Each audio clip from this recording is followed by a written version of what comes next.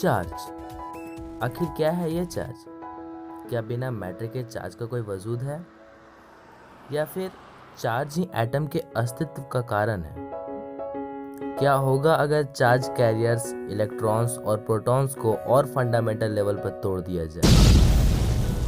क्या हमें चार्ज की कोई नई फंडामेंटल इकाई मिलेगी, या फिर 1.6 × 10⁻⁻19 कूलम से ही काम चलाना पड़ेगा? आखिर क्यों न्यूट्रल बॉडी की स्टेबिलिटी चार्ज्ड बॉडी से ज़्यादा होती है? आज हम जानेंगे इन सभी सवालों का जवाब through the deep learning of stupid group.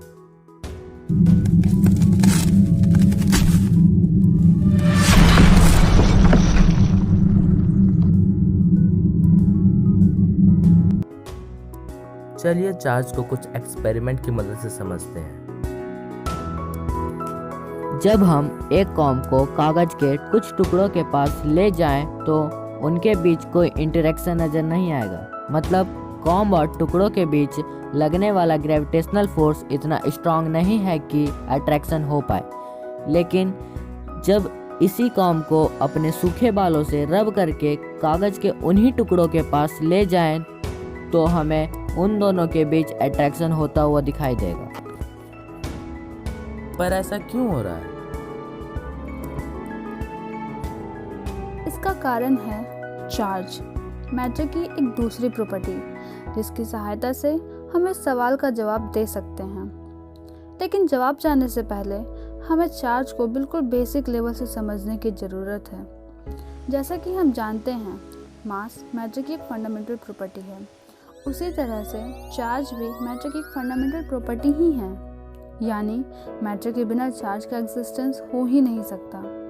मतलब हम कह सकते हैं कि चार्ज तभी होगा जब मास होगा, लेकिन मास चार्ज के बिना एग्जिस्ट कर सकता है। उदाहरण के तौर पर हम अपने आसपास की वस्तुओं पर भी नज़र डाल सकते हैं जिनमें मास तो होता है लेकिन चार्ज का कोई अंश नहीं दिखता। चार्ज एक फंडामेंटल प्रॉपर्टी है। जहाँ मैटर होगा वहाँ चार्ज का एग्जिस्टेंस बेझिझक होना जरूरी है।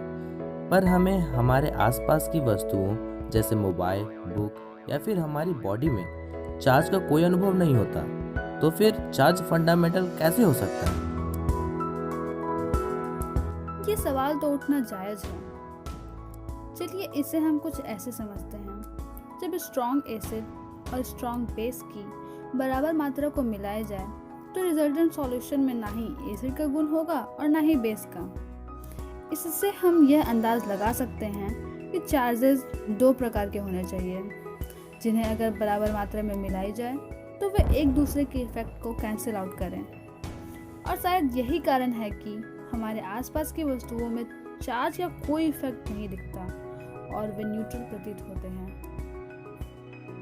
किसी ऑब्जेक्ट को न्यूट्रल होने के लिए यह बहुत ज़रूरी होता है कि उस ऑब्जेक्ट में दो प्रकार के चार्ज हों और वे दोनों एक दूसरे के अपोजिट बिहेव करें। मतलब एक आग हो तो दूसरा पानी। और शायद यही कारण होगा कि 18वीं सेंचुरी के साइंटिस्ट बेंजामिन फ्रैंकलिन ने उन दो चार्ज को पॉजिटिव और नेगेटिव नाम दिया था। क्या होगा जब हम चार्ज को एटॉमिक लेवल पर देखेंगे? क्या एटम में भी चार्ज का कोई अंश दिखाई देगा? चार्ज एटॉमिक मॉडल बनाने में अहम भूमिका निभाती है। किसी एटॉमिक मॉडल को बनाते समय यह खास ध्यान रखना पड़ता है कि वह इलेक्ट्रिकली न्यूट्रल हो और इसी कारण उनमें पॉजिटिव और नेगेटिव चार्जेस की मात्रा बराबर मानी जाती है। एटम्स में एक तरफ नेगेटिव चार्जेस का कैरियर इलेक्ट्रॉन को माना जाता है, तो वहीं दूसरी तरफ पॉजिटिव चार्जेस का कैरियर प्रोटॉन को। दोनों में ही चार्जेस की मात्रा बराबर होती है। और अगर हम किसी एटम में इलेक्ट्रॉन्स और प्रोटॉन्स की संख्या बराबर माने तो उस केस में एटम का न्यूट्रल होना लाजमी हो जाता है।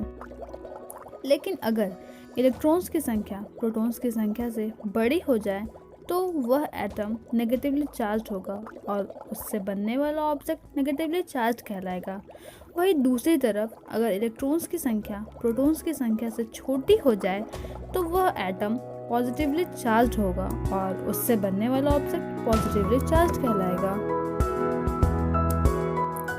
अगर हम किसी तरह से किसी ऑब्जेक्ट्स में इलेक्ट्रॉन्स की संख्या बढ़ा पाएं तो वह नेगेटिवली चार्ज होगा।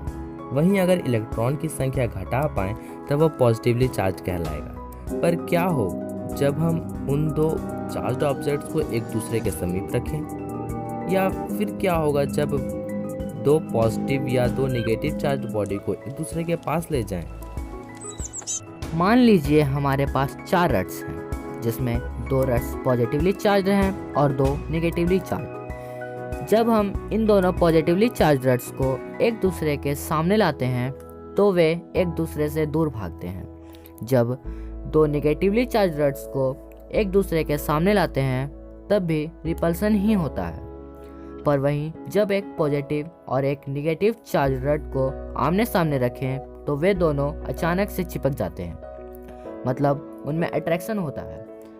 इन रिजल्ट्स को देखकर हम एटॉमिक लेवल पर यह निष्कर्ष निकाल सकते हैं कि अगर 2 इलेक्ट्रॉन्स या 2 प्रोटॉन्स को करीब रखा जाए तो वे एक दूसरे से रिपेल करेंगे। वहीं अगर एक प्रोटॉन और एक इलेक्ट्रॉन को करीब रखा जाए तो वे अट्रैक्ट करेंगे। अगर दूसरी भाषा में कहें तो लाइक चार्जेस के बीच हमेशा रिपल्शन होता है और अनलाइक चार्जेस हमेशा एक दूसरे को अट्रैक्ट करते हैं। ये बिल्कुल उसी तरह से है जैसे मैग्नेट्स में लाइक पोल्स के बीच रिपल्शन और अनलाइक पोल्स के बीच अट्रैक्शन होता है।